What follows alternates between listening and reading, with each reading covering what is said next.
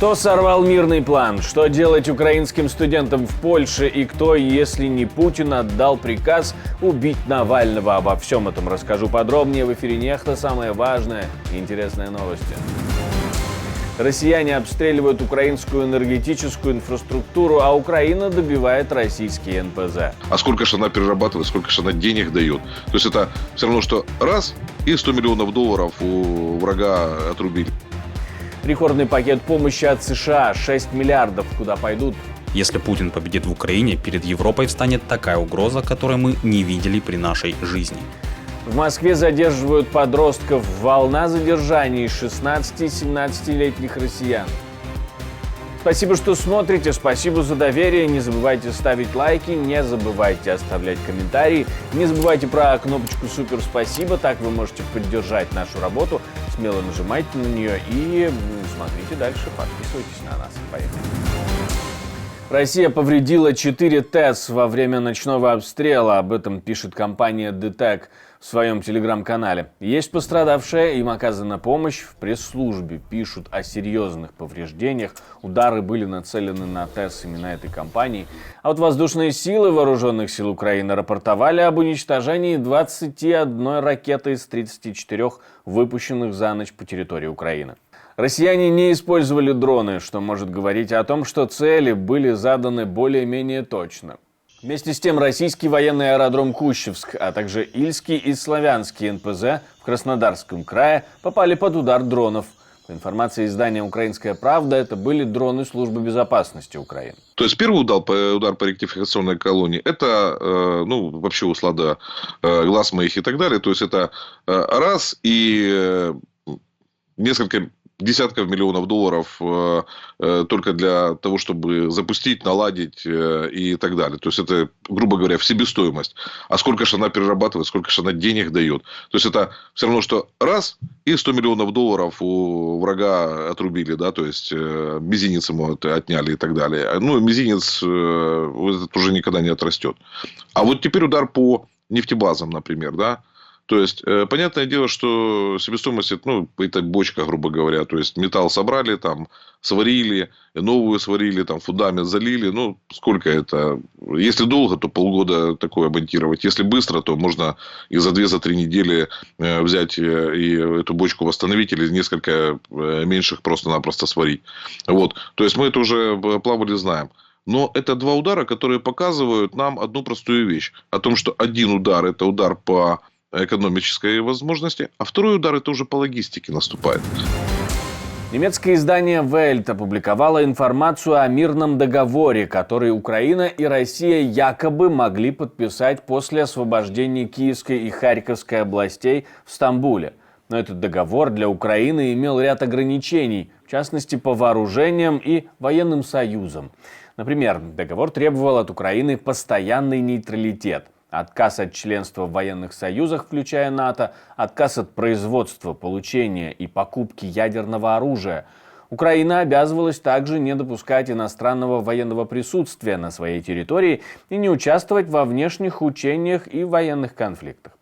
Россия обещалась клятвенно больше не нападать на Украину. Кроме честного слова, гарантии должны были предоставить 5 постоянных членов Совета Безопасности ООН – США, Великобритания, Франция, Китай и Россия. В случае нападения в течение 3 дней они должны были поддержать право Украины на самооборону. Именно этим якобы такой договор отличался бы от Будапештского меморандума. То есть не просто консультации, а непосредственно военную помощь. В список этих стран Россия собиралась добавить Беларусь, а Украина – Турцию. Ну а вот Крым и Севастополь должны были быть отданы России полностью. На них гарантии безопасности бы не распространились. В Кремле на эту публикацию отреагировали привычно. Российская позиция. Но пока в настоящий момент никаких предпосылок для переговоров нет, ибо также всем понятна и хорошо известна позиция Украины о неприятии каких-либо переговоров. Поэтому специальная военная операция продолжается. Как быть студентом-украинцем в Польше? Министр науки и высшего образования хочет поговорить со своим украинским коллегой и польским МИДом. В этом пишет польское издание ТОК ФМ. Поскольку они начали обучение в Польше, они на 2-м или 3-м курсе. Было бы хорошо, чтобы они закончили обучение. Признаюсь честно, что нам, видимо, придется поговорить с министром образования и науки Украины по этому поводу и посмотреть, как украинская власть подойдет к этому вопросу по студенчеству. Ранее в польском правительстве пообещали учесть решение Украины ограничить предоставление консульских услуг для украинских мужчин призывного возраста. Министр внутренних дел пообещал через несколько дней предоставить проект нового специального закона, который будет регулировать пребывание украинцев в стране и получение ими временной защиты, которая действует пока до 30 июня именно в Польше. Но вместе с тем он напомнил, что не раскрывает данных о беженцах, которые находятся в Польше, в том числе и украинской стороне. США отправляет Украине $6 миллиардов, и это крупнейший пакет с начала широкомасштабного вторжения. Министерство обороны США закупит у своей оборонной промышленности оборудование на эту сумму.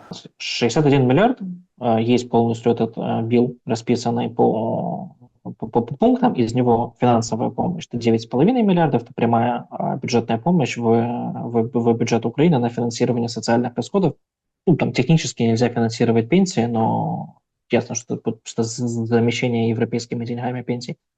А все остальное это непосредственно вооружение, которое нужно на фронте. И уже там буквально с этого понедельника могут быть военные поставки фактически.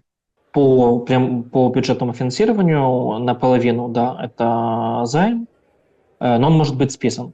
То есть его половина может быть где-то осенью списана по указу президента США. Это техническая правка для того, чтобы мы это финансирование получили. Там в любом случае льготная ставка, и только половина – это займ, половина – это грант.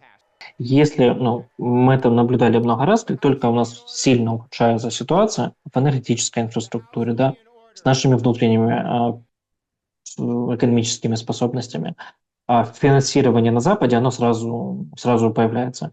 Тут первый важный момент. Со стороны Штатов нам нужно не столько финансирование денежное, сколько финансирование военное, потому что это основная военная мощь, и в Европе сейчас начался цикл перевооружения, но Европа не может дать нам те военные категории, которые могут дать уже до конца года США. Поэтому, чтобы удержать фронт, нужна была военная помощь именно США. С точки зрения финансирования в целом расходов бюджета и устойчивости экономики, Европа показывает себя намного более... это и логично. То есть мы основной торговый партнер Европы. Они боятся, чтобы тут не было каких-то там необратимых процессов и массовой миграции. После принятия пакета помощи на 61 миллиард Вашингтон объявил об отправке первого пакета помощи на $1 миллиард, а теперь второй немного больше. Были данные, это можно найти, немецкой разведки, когда они докладывали, что если в Украине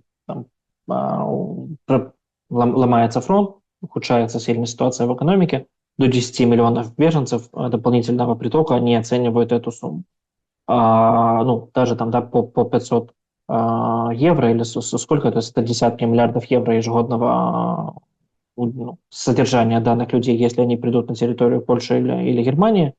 Поверьте, намного эффективнее и дешевле выделить 15 или 20 миллиардов евро в бюджет Украины, чтобы тут просто все выстояло и не было этих неконтролируемых волн миграции. Просто, примитивный ответ, но по моим наблюдениям он такой. Дополню, что 23-й год, он кардинально другой по структуре финансирования с 22-м.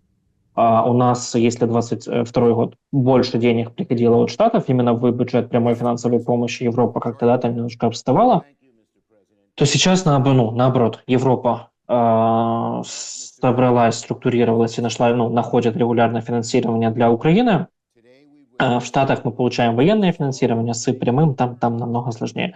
Оно и логично, потому что по-моему, намного более важны для Европы, чем для США. Из позитивных, важных таких индикативов у нас сейчас подписан пакет финансирования, последний с Евросоюзом, Ukraine Facility. Он же на что направлен? Он направлен на укрепление экономики Украины и некую модернизацию под евронормативы. То есть чтобы мы базово были страной, которая, в принципе, способна к евроинтеграции. В каком-то 28-м году, в 30-м, в 31-м. Но вот это очень важный такой индикатив, мало кто на него обратил внимание, что Ukraine Facility, он направлен как раз на модернизацию под будущую евроинтеграцию. Он не направлен просто там, да, на все расходы бюджета, чтобы там они выстояли и не потеряли территорию. Вот он направлен именно на экономическую модернизацию. Министр обороны США говорит, что в этот пакет помощи войдут боеприпасы для средств ПВО, системы борьбы с дронами, артиллерийские снаряды и ракеты для систем Patriot. Но, как и прежде, нет пусковых установок Patriot, которые просил президент Украины. Им нужны не только Патриоты. Им нужны и другие виды системы ракет. Я бы призвал нас всех относиться с осторожностью к утверждению о том, что Патриоты могут решить все проблемы. Нужно понять, что в Украине стоит на кону для Европы и для США. Если Путин победит в Украине, перед Европой встанет такая угроза, которую мы не видели при нашей жизни. Россия не остановится в Украине. А на федеральном телевидении в России уже вовсю просчитывают, куда же атакамсы полетят. Несмотря на то, что президент Украины не единожды говорил, что по территории России бьют только украинские ракеты и дроны, россияне все равно ищут место для пропагандистской прокачки и возможности для провокаций. Еще раз смотрим на эту карту и фиксируем. Брянск, Калуга, Орел, Курск, Липецк, Воронеж, Белгород, Луганск, Ростов-на-Дону, Севастополь и столица Белоруссии Минск. Все это попадает в радиус 300 километров, и все это теперь способны поражать вооруженные силы врага. 100 ракет, 2 ракеты истратили на Джанкой. Если верить этим конкретным американцам, у украинцев еще 98 ракет. На 16-летнего парня в Москве следователи возбудили уголовное дело из-за того, что он якобы пропагандировал терроризм. Подросток задержан, следователи довольны. Задерживали его как рецидивиста толпой. Источник РИА Новости заявил, что юноша поддерживал деятельность русского добровольческого корпуса. А я напомню, несколько дней назад в Чите приговорили 10-классницу к 3,5 годам заключения за антивоенное граффити. Этот случай далеко не первый за последнее время. Путин, вероятно, не отдавал приказ об убийстве Навального. К такому выводу пришли американские спецслужбы, и об этом пишет The Wall Street Journal. Деталей там не раскрывают, кроме общеизвестных фактов, как то время смерти и то, что ситуация, цитирую, «омрачила переизбрание Путина на новый срок». Конец цитаты. Выводы основываются на секретных данных. В то же время авторы замечают, что вину Путина не оспаривают в статье и не оспаривают американские спецслужбы. Вместе с тем, европейские разведки такие выводы не поддержали. Там считают, что вряд ли вред Навальному в такой жесткой системе, как путинская, могли причинить без ведома самого Путина. Мощнейшая торнадо обрушилась на Соединенные Штаты Америки. Уже пострадали несколько человек, разрушены сотни домов. Торнадо зафиксировали сразу в нескольких штатах: Небраске, Айове и Техасе. Сильнее всего пострадала Небраска.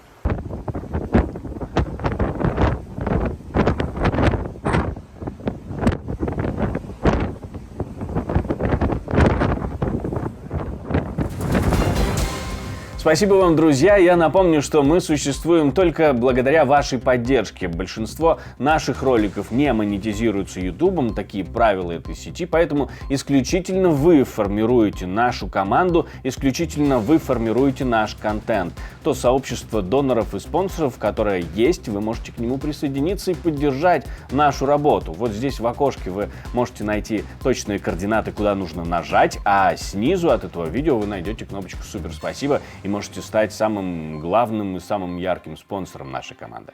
Спасибо вам за доверие, спасибо, что смотрите. Не забывайте подписываться, ставить лайки и оставлять комментарии. Это тоже огромная поддержка для нас. У меня на этом все. До встречи. Хороших вам новостей.